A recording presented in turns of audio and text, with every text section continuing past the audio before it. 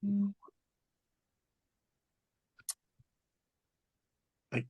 so welcome to session 2 of Poetricity Live, working on next book, Space for Your Brilliance to Flow. Welcome, everyone. So the drill is we look at a piece of poetry. I'll post it in the chat, but I'll also read it. And then really it's just a matter of just what comes up for you. And one thing I thought to mention this week is, again, the point of this poetry is not so much for people to agree with it, but for them to relate to it and then express. So if something resonates, fine. And if something you feel resistance to something, no, I don't agree with that. No, it can't be that. That's fine too. The whole idea is to have conversation around it, not to necessarily agree with it necessarily. So this is called an illusion. A person is what you experience. Is it who you are? Figment of a self-imagined effigy. Illusion of I, a single self, parading in many guises, your body unaware of its true self. The journey is illusory. Welcome home to what is real, the awareness that sees it all.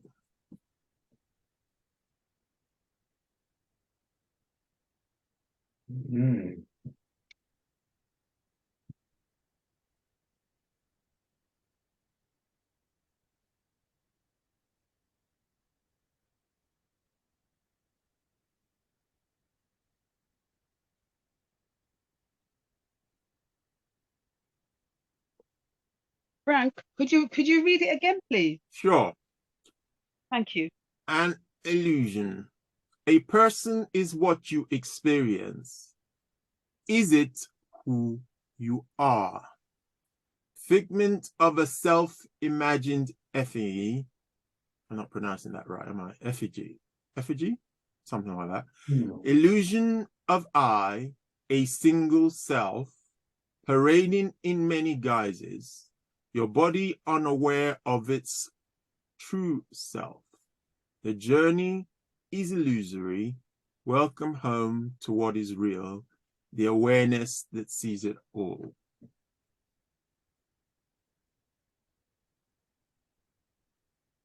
I like the welcome home to what is real part.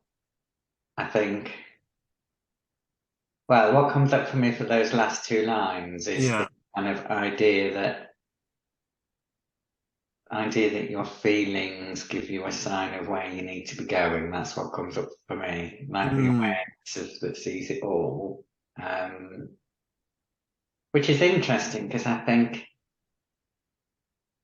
kind of is a bit contradictory to your body unaware of its true self. I feel a little bit like your mind is maybe unaware sometimes, but I think your body sometimes knows because your feelings come up and go, this isn't the direction you need to go. So yeah, interesting. That's what I take from it. That's an interesting observation. Yeah, so what I'm hearing you say is that there's something about feelings that sometimes reveal something that maybe the mind might have a different narrative around. Yes. Yeah. And that sometimes I feel like tapping into those feelings. Okay, there's something not quite right here. What is this trying to tell me? Right. Usually then leads you on a journey that's more aligned, maybe. I like that. I like that. I like that. So what we're exploring there from what you're saying is this link between the body might betray something that the mind is developing a different narrative around. Yeah. Yeah. Yeah. No, I'll tell you that. And I want everybody else to say something first before I kind of start opening up some of the other bits that you raised. Hey, Luke. There's Maria. Anyone else on this one? Thanks for that, girl.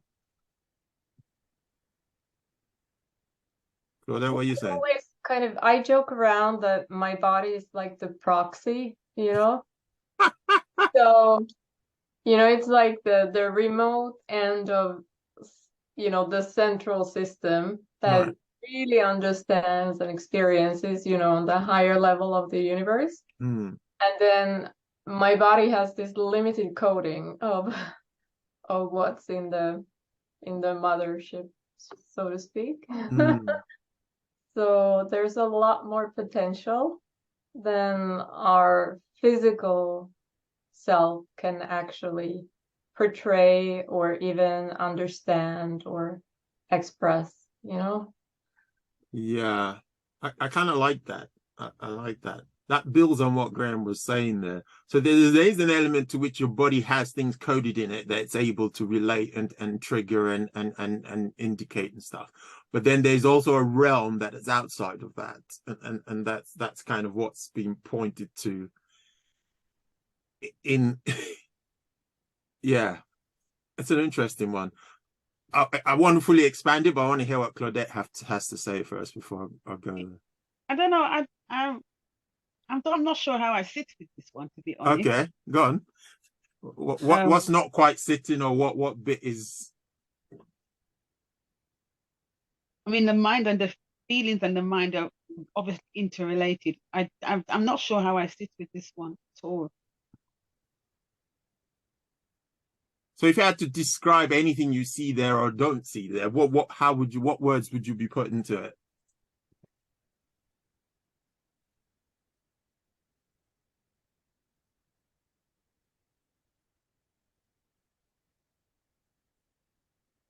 I think I don't know. I just think of multifaceted personality, Yeah. multifaceted experiences and feelings. Yeah. And it's about how those multifaceted fit together or don't Right. fit, or fit together or don't fit together. Right. Okay. Anything else? So that's as far as I, you know, as I said, it's not sitting great with me at the moment. That's Yeah. all I can. Yeah. So glad for that you shared that, even though it felt like it didn't fit. But actually, you're hitting on some of the points that's there. The whole invitation here is to see that the mind is able to create the idea there's a single self, but at the same time actually manifest different facets of that self. And it's to invite you to question, is that who you really are? Because if it's trying to at one point say you are a single self, this is who you are and these are your traits and whatever, but then in a different context is going to come and actually create a different version of you that does things or does this in a different way. So effectively, which part of you is able to see and observe if you're self-reflective enough? Obviously, that is what this space is here for, is that if I were to bring you into a self-reflective space where you now begin to say, oh, when I'm at work, this is how I'm at. When at home, this is how I am at. This is the narrative that the mind gives me when I'm at work that allows me to show up this way, act in this way, do this way. And yet when I'm somewhere else, I see now that there are other parts of me that come out that look certain way, do certain way, do certain way. So which one of those am I really? No, are you any of those? Or is something at play here? And this is the whole illusion of I, that there is an I that is a fixed self, separate from everyone else, that is in a certain way, and that you are now experiencing different things trying to protect the identity of that self. So it's pulling back the layer and helping you see that, okay, don't get carried away in the idea that's been presented to you as yourself. Because if you look at how much suffering we experience trying to preserve a certain self or trying to, you know, but I'm this. We were having a conversation yesterday, in the family, and my missus was saying that she heard the story of someone who took their own life. She was a head teacher. She took her own life because her school's rating dropped as a result of Ofsted. Now, I did question whether that's all there was to it, to be fair, because it seems a bit extreme. But even if we were to play with it and accept it at some level, that if that really did happen, how much of that person's identity was caught up in that role for them to feel it's not worth living just because that had happened? Did you see the point I'm trying to make? Yeah, absolutely. And I think that's, like you say, it probably wasn't the full story, because, usually how we identify, then that comes from multiple sources. When you get hit from the different personalities that you basically portray, it becomes like an overload. Every channel you're connected to, if you start getting negative feedback or something doesn't work, then that single thing that most identifies you, if that then fails, then it's like a chain reaction of things. That's how I feel, because I was in a very tough job for a number of years, and it almost broke my physique, because I was working around the clock. So then I left, because I wanted to be more me. I felt like it wasn't the work itself that broke me, but the fact that I had to pretend. So keeping that mask on, and yeah, so it's a big deal. Embracing who we are, at the core. At the core. And I love the bit you said there about having to pretend, having to wear a mask. So again, this is all the mind created fractals of an essence that is infinite, that could show up so many different ways. But then this buying into something to a point where you lose yourself in it, that you lose perspective effectively. And then you begin to suffer as a result of that. So that is the benefit of pulling back this curtain and say, oh, look, don't get sold up into this sense of identity here, because it's just another conception that the mind is created to allow you have agency in that scope, in that role. So in the role that you described, Maria, there would have been certain stories and certain ideas about what you should be in that space, how you should be in that space, and how much of you was tied up in that being successful, and if it didn't succeed, what that meant about you and all that kind of stuff. So, and this is what I'm trying to lift the curtain on, that step back, understand that the real you is the person who is aware of all these ways in which you're showing up. And if you sit in there, you get the perspective that allows you to make decisions like you did for yourself, Maria, which is to say, this is not serving me. This is not an experience that I'm particularly wanting to continue. But if you get lost in it, you could really reach a point where you decide it wasn't worth living, or it wasn't. That's why people end up committing suicide anyway, is that they've made a decision or they've come to a conclusion somewhere, having been filtered straight down to that line of thinking that says, this is the only alternative I see, which is sad, because I don't think anybody needs to go that way. But it happens. Yeah, I mean, I think the story that you highlighted with the head teacher is that touched a nerve for me, because I've worked in schools, I've worked with head teachers, I've worked with Ofsted, and I know the pressures. I understand the pressures. I mean, I don't have to have the title or the responsibility of a head teacher, but I've worked close enough with enough head teachers and enough being on the senior leadership teams. I see the responsibility is absolutely huge. And you got enough to think about when you got a whole school, you got all your pupils and everything else to worry about, safety and all that stuff. But when people get that phone call, when you know your Ofsted is coming up, right, the intensity of it all starts well before they actually show up in the school. The pressure starts well before. And when you get the phone call, because everything is riding on the head teacher. I've worked with head teachers where they've actually resigned following results of the Ofsted. Someone's knocking at my door. I need to see what it is. Yeah, sure. But Hello? I Hello? think going off the back of that, though, and I'm not trying to trivialize anything here, because I appreciate that people have jobs and they feel passionate about it. You're what? But how far have we come as human beings to where What's if your going on? job doesn't work out, there's something on your job that it becomes a question of your existential existence? Sorry, I can't hear. I can't come to the door at the moment. I'm gonna have to So mute. what? Right. Okay. Right. So it's like, how lost do we get into all of that? We are human beings, not human doings. But yet all the definition of who we are and what matters about us is tied to what we're doing.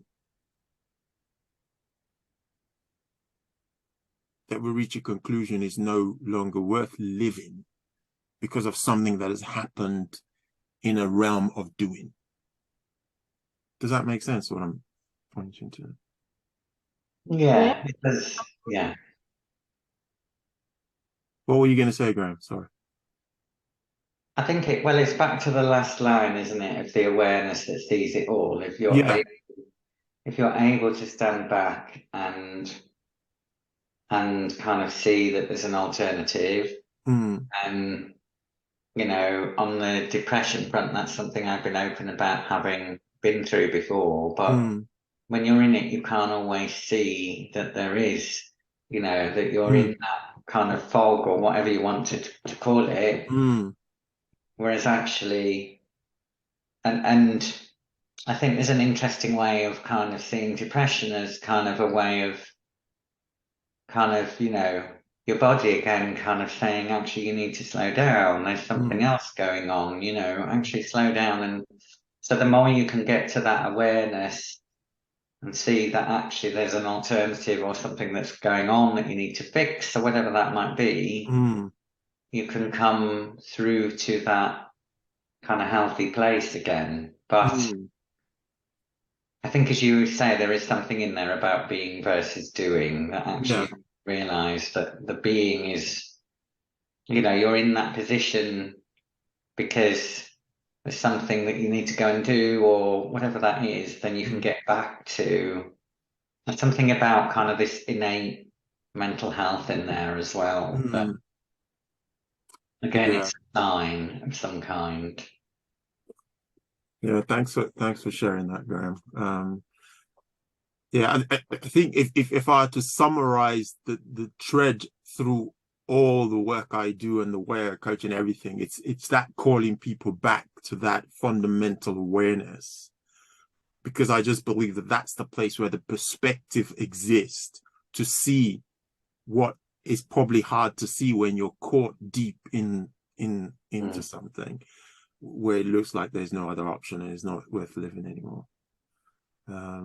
Yes, and that's back to this idea of, okay, it's a problem now, but what will that feel like in a week, a year, 10 years? You know, if you get back to that perspective, you can potentially start to question it and see maybe a different one. Yeah. Sorry, Claudette, I had to meet you there because I had to run off. But I'm just saying, you know, when we talk about identity, right? For a lot of these head teachers, the whole of their being is the role, is the job.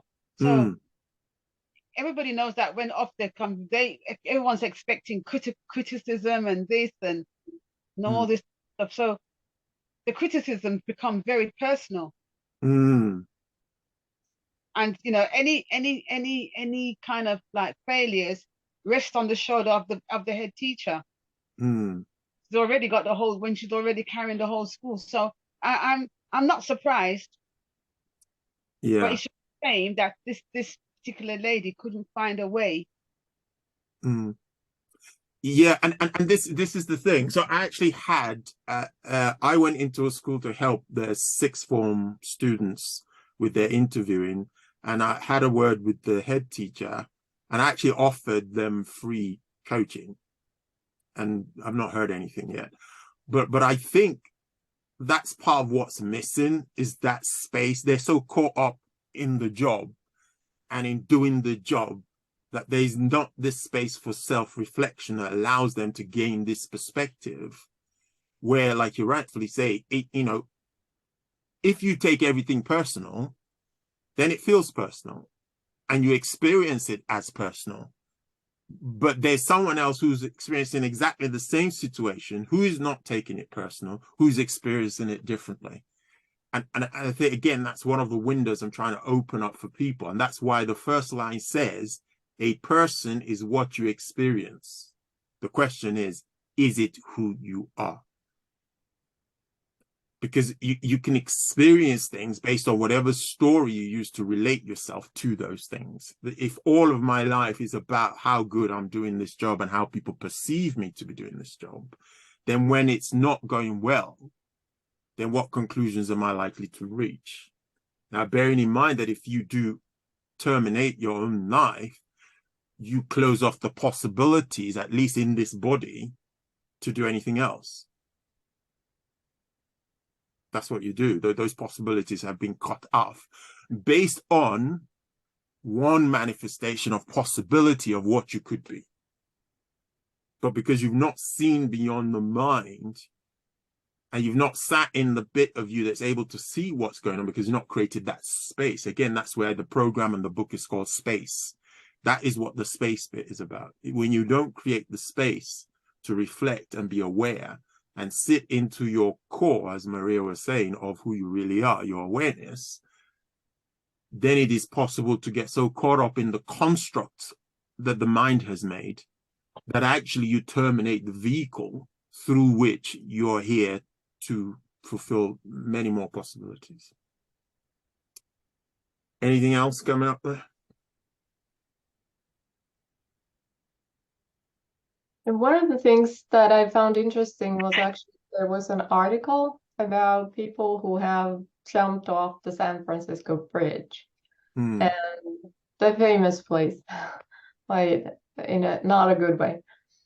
But the people who survived said they would never, they regretted it when they were falling. They were happy to survive. So I think it's terrible, but extreme. You get to that point, and then you realize you did have an option. You know, you actually do have options, but it takes you such a dramatic to go through that drama. And I think it's we as people and the people around us do not always realize that where the train is headed, so that we actually stop earlier. Yeah. And that's the bit about being open to talk to people, having that space in which to reflect. I mean, that's one of the powers of coaching, really, is the idea that it creates a space where people can reflect, where someone else can reflect back to people their stories. I've got other pieces, which is not currently on this list, to do with stories and how we tell ourselves stories and how we believe those stories, to the point where those stories become our reality. So that this idea that the mind can so focus, because to give you agency, I've said this several times, to give you agency on this planet, the mind has a role where it creates a filter, filters out all the other possibilities, which are infinite, so that you can focus and have agency to do something. So that is there for a reason. It's not the enemy. But when we believe that's all we are and that's all that's possible, despite the fact that it sold us different versions of this personality that it calls ourselves, which shows up in different places in different times with different triggers and different ways, in that moment, it's telling you this is all there is. This is the only conclusion because this is this. And you're not seeing everything else because it's filtered it out. Therefore, my call to everyone is to step back and sit in your real and true self, which is not the construct of the mind, but the you that is constant and aware of all these different selves that have manifested over time and in different scenarios.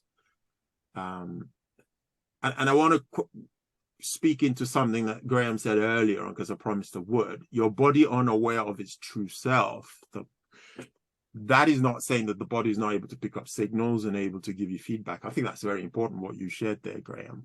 But actually what I'm saying here is the true self of who you are is the one who is aware of the body, but the body itself is not aware of your true self.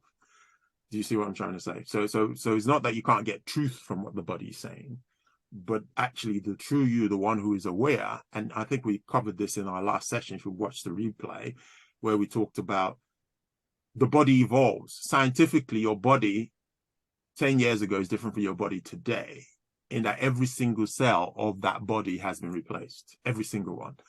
Now, if you are that body, what is the you that maintains continuity through the evolution of that body? And so that's the call to say, actually, the you is the you that's aware of all the body changes and yet still maintains that sense of you, and is also aware of the different way your mind is behaving and looking. And that's where I'm calling people to come and sit into that space and live from there, because that's the place of infinite possibility that allows you to see what's working, what's not working, and then choose what's more helpful, depending on where it is that you're trying to get to and what you believe you're heading towards. Anything from anyone on that?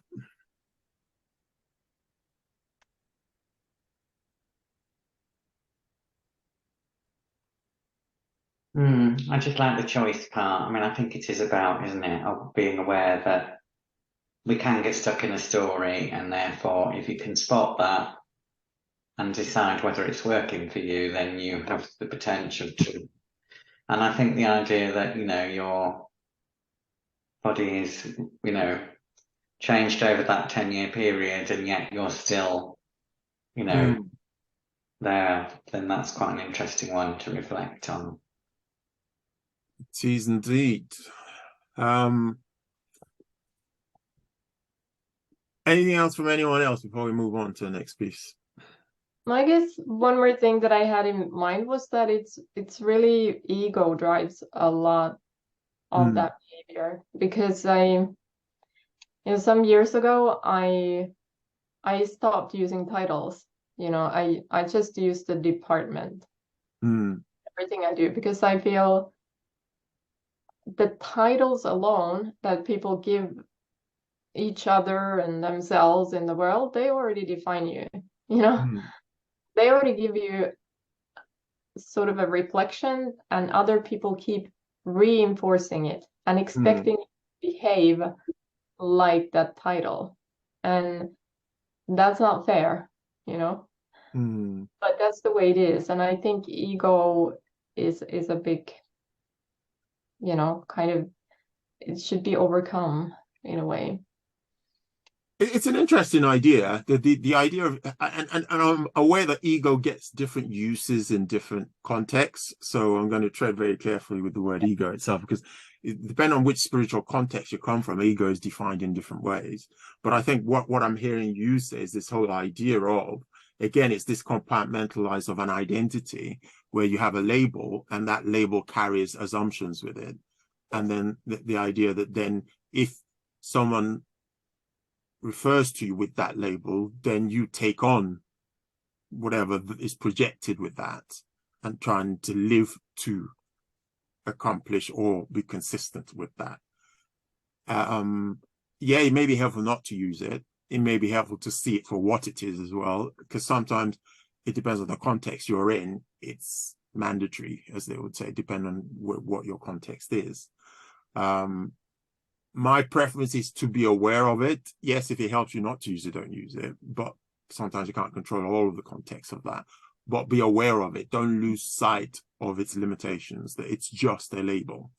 And those labels will mean different things in different contexts, in different cultures, in different organizations have their own different cultures, in countries have different cultures, and all those things have different approaches. And in a way, maybe if we do our next piece, actually might speak something into that as well, actually. So this one is called Misdirection. And you kind of will see why we've gone that once we do it. I was going to read it. It's called Misdirection. Want to see some magic? How to hide the greatest treasure in plain sight. Not as hard as you may think. Confusing lack of experience with non-existence. Convince your subjects that what they seek lies much further out. The harder they search, the certain guarantee, the further away they get from that which they seek. Misdirected from the reality, sitting right under their noses, obscured by the veil of confusion. Then comes that which awakens to the experiencing of their innate essence, present and complete.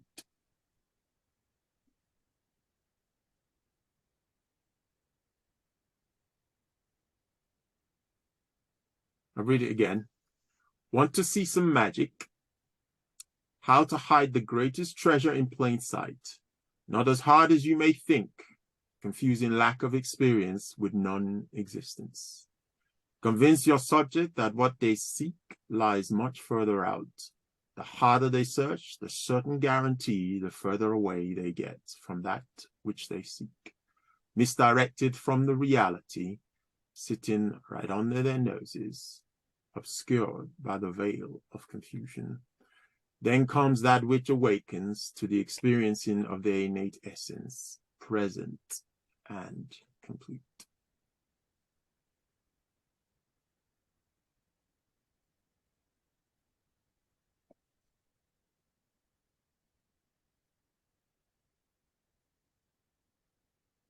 I like your lack of experience with non-existence part, I think rings a bell. It's the kind of, I never remember it fully, but the kind of conscious competence idea, isn't it? Of that there's a curve between, thinking you can't do something, realizing you can't, to actually starting to learn it and then realizing you can. And there's something in there. And actually, for me, the treasure in plain sight bit is about realizing that actually you can make that change. So there's something in there for me about, realizing that the change is possible, and then seeing that actually just realizing that it's possible is actually step one. I like that. I like that, man. Yeah. It's one of my favorite bits of it, actually, that confusing lack of experience with non-existence. I like your take on it, but we'll see what everyone else thinks, and then we might explore it a bit more. Anyone else on that?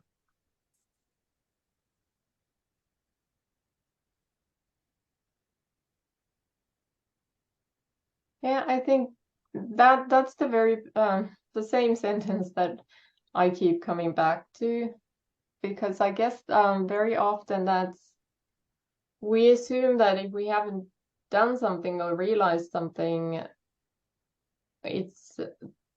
we tend to think that it's because we don't have it, we don't have it in us.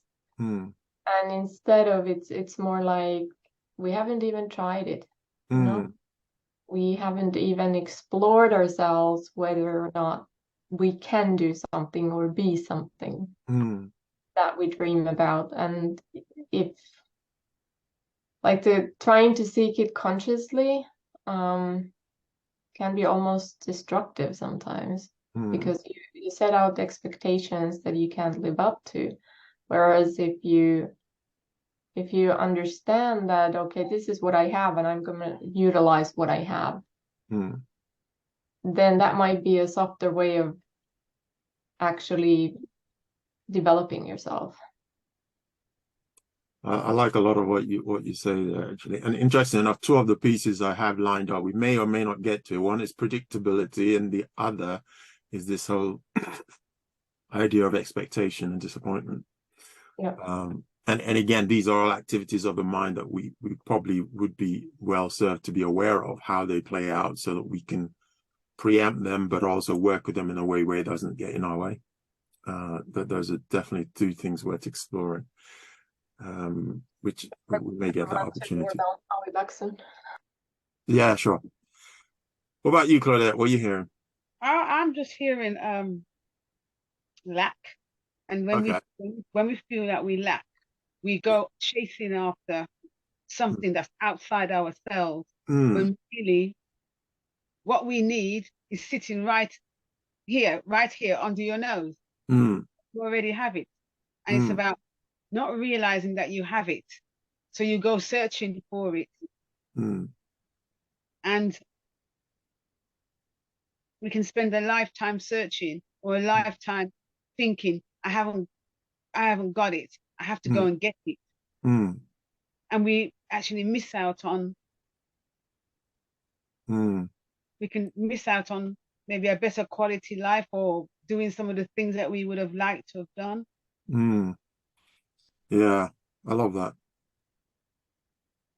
Yeah. That plays to your bit about, you know, the harder you search, Yeah. the further it gets. Yeah. Because I feel like there's something there about you're creating a story that you don't have it. Yeah. Whereas actually, if you could start to see that you have some of that, then actually it gets closer and not further. Yeah. That's why it's called misdirection. That's why the piece is called misdirection, because the whole idea is actually what you're looking for is here, but somehow you have a story that says it's out there. Now, if it's already here and you continue to look, you're going further out looking. You're not looking where it already is. So the journey actually only starts. But ironically, in the perfection of the universe, it's in your frustration of not finding it out there that actually points you looking back in. But it is a long journey to get to the point of frustrated. Like if we go back to what Maria was sharing earlier, the person who concluded that, you know, whatever my life is worth, whatever I'm looking for to make me feel I'm enough to be alive is not happening. So therefore, my only conclusion is going to kill myself, try to kill themselves, and then realize in that moment when it didn't work, that they didn't manage to kill themselves, recognize all of a sudden, actually, no, that wasn't the answer. Then they find the answer closer within, right? So that is that whole idea that, yeah. I love what Claudette said, because that is really what the piece is pointing at. When people have a paradigm of life that says, what makes me feel the way I feel is what I achieve out there. So if I'm able to achieve something out there, I can say about myself, I am now this, which means now I am more enough, I am more relevant, I'm more validated, I'm more this and more that. Therefore, I can feel the way I want to feel about myself. That's all people are looking for. The head teacher who kills themselves because of something degraded in their rating about their school, ultimately, if you look at the flip side of that, if the Ofsted went the other way and upgraded the school, right, that person will be elated. That will be a story about how successful they are. That will be how competent they are, about how whatever. They would enjoy the positive side of that swing, right? But the story there still says, because of what I achieved, that's what makes me enough. Because of what I achieve, that's what gives me that sense and feeling of being a success, of being. So we have been conditioned into all of this. But actually, all we're looking for is that feeling that we're enough. Well, that feeling, you could feel it now if you change the story about what it took for you to be enough. What if you were born enough? What if you're already enough? And what if you weren't steeped and so focused on everything that tells you need to do all these things to be enough? You could experience the same feeling that you'd get from any of those things right now because it's available. Then from that place, you could decide to play. You could decide to do this, do that. And you do it less with almost like guillotine hanging over your neck about it, right? Because your sense of worth is not tied into that. You're already enough. Because you're enough, you're doing it. And you can afford to do it with less attachment to the things that then could swing either way on you, right? Because that's the point. We love success, but success as well is the other side of, if what we consider to be failure does happen, what conclusions do we reach and what actions do we take? How do we experience that? And I've got another piece that's called Flip a Coin that deals with that, but I don't think we'll get to that today. Anyway, I've said lots of talking today. I don't know why I'm talking so much today. What else is coming up for people? For me, anything from you?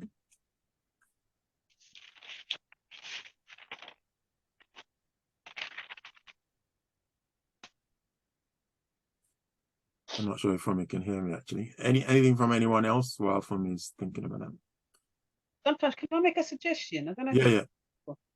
That you know, because you know beforehand which poems you're going to go through with on each session. Well, I kind of have a collection, but I flow with it sometimes. But yeah, I do have a collection. Yes. No, but you know which one, like whatever the next night, you knew which poem. Did you know what poems you were using for today? Yeah, just a minute. Sorry for me. I'm going to mute you because your thing is. Yeah, go on. Yeah, go on. Blacking out.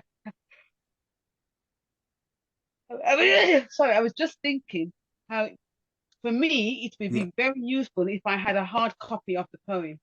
Right. Okay. I would be able to offer more and Right. see more if I had the hard copy of the poem. Right. Okay. I don't know if that's something you could think Right. about. I can look into sending out kind of like a bucket of possibilities, if that would be helpful. Sure. The only thing I tried not to do was share it on the screen so I could actually see you all properly, because so that could have been another option. But yes, I can try that. Thanks for suggesting that. That's yeah. I know But it's that you add it in the chat, so that helps. I did post it in the chat. Yeah. But I don't know. It depends on what your device is. Maybe it comes up very small. I don't know. Yeah, I can't see it there. Yeah, if you're on a phone, probably might be a bit challenging. I can appreciate that. Yeah, I'm on my tablet at the moment, so I can't really. Okay. I like hard copies. Yeah. That's why I love books. Yeah. Funny enough, some people don't like physical books, which is quite interesting actually. But I suppose we all evolve, right? Okay.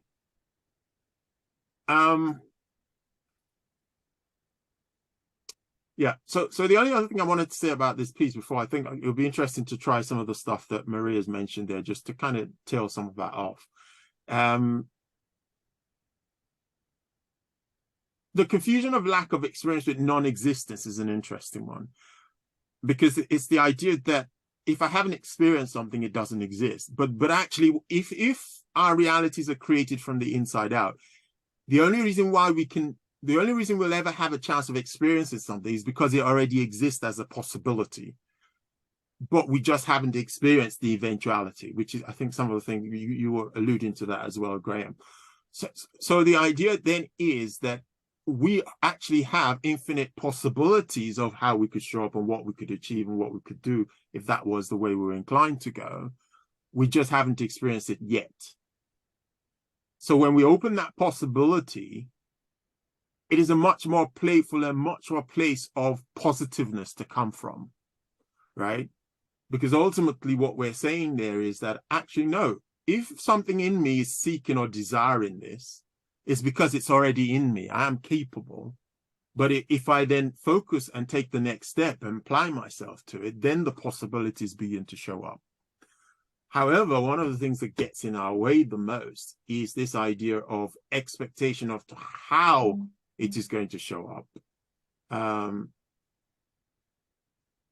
And then our disappointment if it doesn't show up the way we think it should. So I'm going to do predictable first, and then we'll see if we get round to the next one, which is about disappointment. So this is a short one. It's called predictable. The details of the future are predictably unpredictable. Just don't tell the mind it's invested in its own illusion. I'll read that again. The details of the future are predictably unpredictable. Just don't tell the mind it's invested in its own illusion.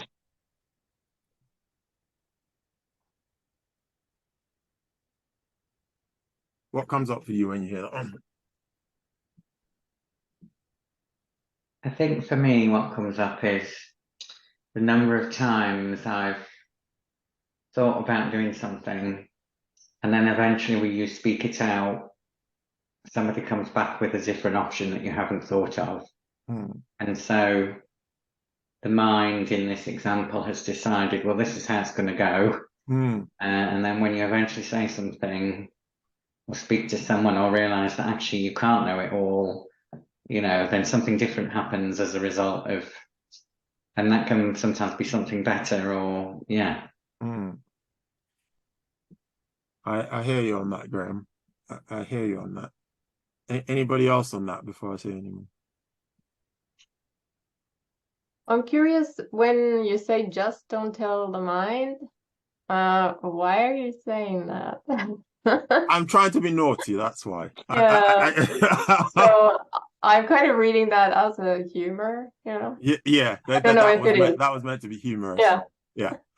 It's like, yeah, the mind is caught up in this idea that it can predict the future. So don't tell it that it can't really, because it's very clear from the evidence that it can't. But I mean, even last week alone, I had 3 things happen that my mind began to make up stories about why it happened. And when the reality came out in the end, none of them were right. Absolutely none. But if I'd invested in believing the stories it was telling, I'd have given myself a lot of negative experience, right? So it's like I sent out a message or whatever, and people didn't respond in the time that I thought they probably would. The mind just began to make up all the stories. They're upset, they don't care about it, blah, blah, blah. And yet when the reality came out, none of that was true. In fact, the opposite was true. Again, the gift I'm offering people is to say, look, you have to understand your mind has reason. So the mind doesn't care about truth. Let's be very clear. Your mind does not care about the truth. Your mind cares about resolution. What your mind is not happy with is, this has happened and I'm supposed to be able to explain why this happened and I can't. Therefore, I'll tell you what, I am going to make up shit to explain it. That's what I'm going to do. Now, if you go and believe the mind and everything it says, you will experience a lot of suffering when, like I say, in all 3 places that I went through, I could have suffered emotionally a lot, believing the stories that the mind was trying to tell me about why those things happen. And yet when the truth came out, the people eventually came back to me or told me what was going on, none of it was true. In fact, the opposite was the case. So I saved myself a lot of suffering just by being aware and creating that space for me to see that, okay, I know my mind wants to resolve this and it's making up stuff with no evidence whatsoever.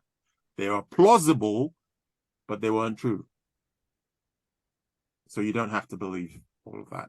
That's why I use the cheeky, don't tell the mind that, because it likes to believe it knows everything. So one book I read said it's the press secretary. It's the one who goes out and then tells everybody, oh yeah, that's all this is about. Alternative facts, as Trump would say. Anything else on that? Well, that reminds me of, I don't know, it's a quote, I can't remember who said it, but the mind and the heart are arguing about which way to go. And then soul finally interferes and says, look, I've got the map, so are you coming or not? I like that. I really do like that.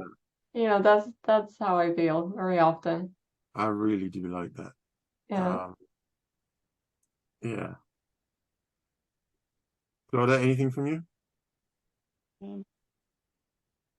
No, it's just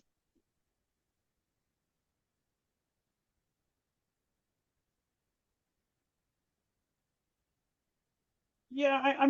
I just think yes, I agree. Like with the fact that I know for a fact when something happens and especially if it's something well out of my control, I start predicting.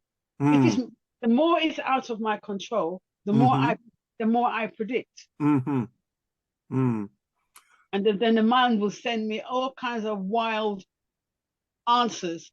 And if I don't actually stop, because it's almost you could be on a treadmill. If I don't actually physically stop and say, you know what, let me get a piece of pen and a paper, let me write this thing down. And then I have to stop, and that's the only way I stop my mind, and that's how I decipher. Well, these stories are just coming from my mind, and I can take control of this. I don't have to accept these stories, but I have to physically make myself stop. So I agree, the mind can make, I mean, I've suffered with certain things. Yeah. But when you've suffered with certain things, you know where you're coming from when something else happens and it's out of your control. Mm. And the mind starts telling you these different things. I think the first thing to realize that you've got a choice. Yeah. You've got choice. Mm. Yeah. And again, this is a common theme through all this program and what we're pointing to here is this idea that when you get lost in and you don't recognize that you are not your mind and your mind is trying to serve you but gets confused, you can often, if you invested in that and everything your mind comes up with, you accept as gospel, not recognizing that actually it is the one that loves control. It is the one who needs to resolve everything. It is the one who has to then come up with different stories and the fact that he's coming up with different stories for the same scenario should already be letting you know something suspicious here. Because if it really knew, it'll just give you the right one and that would be that. But it'll go option A, option B, option C. So therefore you should begin to know, okay, this mind is coming up with stuff here that it doesn't really know. It's just struggling to find an explanation and it doesn't know. So I'm going to not buy into any of them and just accept that that's just the mind trying to resolve things. And when the time is right, you either take control of things. I love what Claudette says by saying she has the ability to then go and write things down to help her begin to stop that. You could find different ways of doing it. But the important thing is to say, well, if I get invested in these made up stories, I could just be suffering for nothing, right? Mm. Right. So I'm conscious of time, but I'm keen for us to still cover this last piece, even though we might not probably get too far into it. But then you can always take that away and kind of play around with it a bit more. This is called Never the Twain. I was trying to be a bit clever here, so I hope it works. But let's see what happens. Can't have one without the other. One sets up the stage, the other inhabits. Writing the script in which the other suffers. Imposing and persistent they may seem, treat them both with the suspicion they deserve. Those impostors were hewn from the same womb, held in place by your very own thoughts. Set one, see the other. Once the suffering begins, query the other. Bedfellows of the Siamese kind, never the twain shall separate, introducing expectations and disappointment.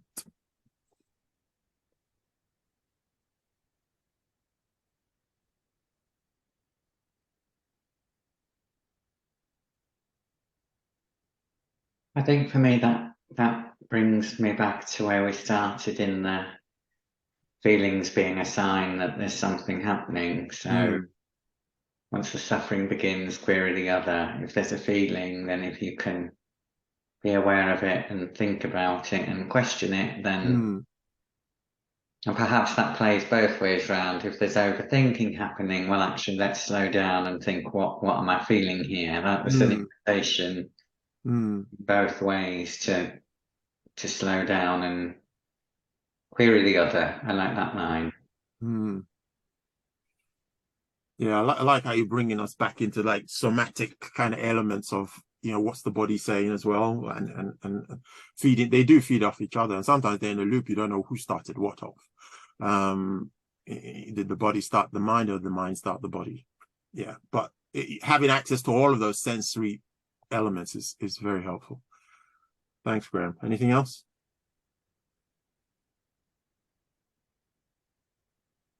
I think lately it's I've been in situations a lot where people are reaching out and expecting something, and I get caught up in other people's aspirations. And it's so difficult because I want to be friendly and helpful, and then I get tangled in, you know? So, and a lot of the, I realize that it's my mind engages before I'm actually ready to engage. So the mind is doing the action. Whereas I start feeling more and more uncomfortable the further I go. And my body starts giving signals of stress. And so I very often just go back to, I have this meditation circle in my room. It's kind of a joke to some of the people who visit, because they see these huge crystals in the middle of my living room. But that's me, right? So I said, accept me, and this is my place. So I go there, and I realized then that people are setting expectations on me, and I start setting expectations that were not even mine to begin with. So if I take the alert signs from the body and what my mind is trying to do, and just listen to myself to the core, I realized that, yes, I'm moving too fast. I'm engaging in something I shouldn't, you know, and all I have to do is sit and wait. Just give the people some direction, you know, kind of hand it back, and eventually it will resolve.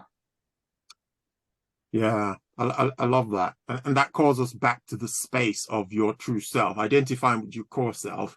And again, it links perfectly with what Graham is saying, listening to your body. So your body is saying something's off here. Okay, then you go back to that place of connecting with your true self, your inner self, and gaining that perspective. So you've got that space to gain the perspective and say, okay, what's actually going on here? Because I know within myself I'm okay. So I'm feeling this as something else is up. And then you gain that perspective, and then you say, okay, all I just need to do, step back, stay centered, and like you say, give direction and hand that back, because you've taken it over, haven't you? You've taken it upon yourself, so you hand it back over, and being comfortable and at peace with that, doing that. Thanks for that. Claudette, anything from you? I'm aware we're kind of right on the edge of time here, but I want to hear you. The only word that comes up to me is, what came up to me was relationship. Yeah, go on. Say more. I don't know. Just the word relationship is just sitting with Is that relationship between people or relationship between expectation and disappointment? Well, I think relationship between people, but it's also about how we all have expectations of each other. Right, right. And sometimes those expectations can get intertwined and lost, and you don't even, and then you end up finding yourself trying to meet expectations of other people rather than ones for yourself. Right, right, right. Which is similar to what Maria was saying there, that you take on expectations of other people. And again, you're going to hear from when I talk a lot, you can't control other people's expectations, but what you take onto yourself and what you internalize, that's the bit we're talking about.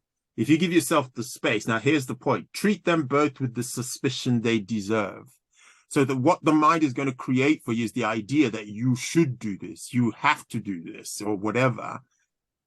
But the person saying that is an imposter, because that's not real. It's just an expectation. It's just a story. It's just it's a concept, you know, until you internalize it and take it as gospel and try and act it out and try and live under the pressure of it because you've accepted and internalized it.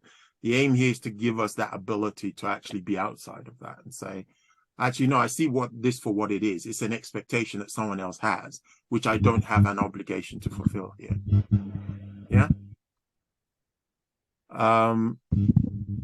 Okay.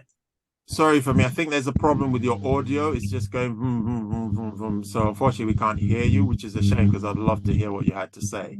So I'm going to have to mute you, unfortunately. Otherwise, it affects the quality of the video. Yeah. So it's been great.